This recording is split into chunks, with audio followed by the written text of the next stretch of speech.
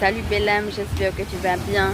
Aujourd'hui je suis inspirée à te faire une petite vidéo dans la nature. Comme tu le vois, le décor change un petit peu. Alors, la dernière fois, je ne sais pas si tu as capté, il était 28 minutes, 28 secondes.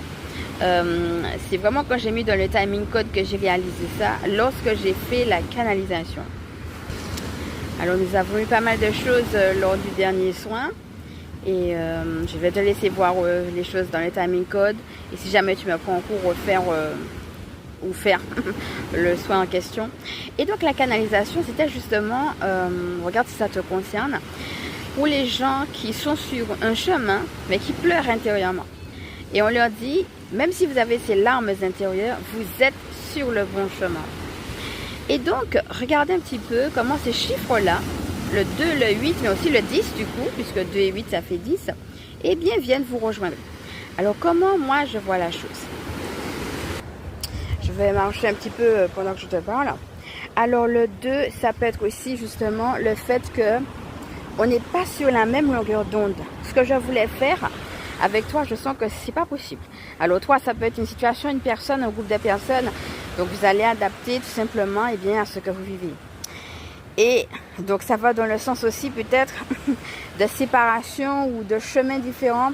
Quelque chose en tout cas qui a fait qu'il y a eu un shift à un moment donné de ton chemin. Et le 8, c'est justement, je vais te laisser voir tout ce qu'on a fait autour des chiffres ici, hein, notamment ceux qu'on voit là. C'est un chiffre de plénitude mais aussi de libération. Et pour certaines personnes, eh bien, ça va parler même de libération karmique. Peut-être que ce que tu vis là, c'est pas la première fois que tu le vis. Peut-être que tu l'as déjà vécu, soit dans cette vie-là, donc dans ton passé, ou soit dans une autre vie. Et donc, ce que tu es en train de vivre là se rejoue pour que justement tu puisses le transcender, apporter une nouvelle touche, le vivre différemment. Et donc, si jamais tu as su faire ça, c'est l'occasion de le reconnaître et puis de te féliciter.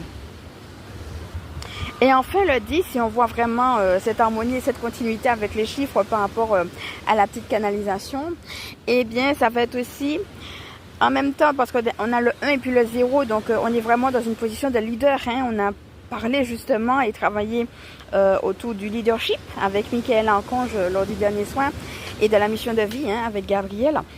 Et donc, je disais, c'est vraiment prendre conscience qu'il y a quelque chose qui commence, mais depuis toi.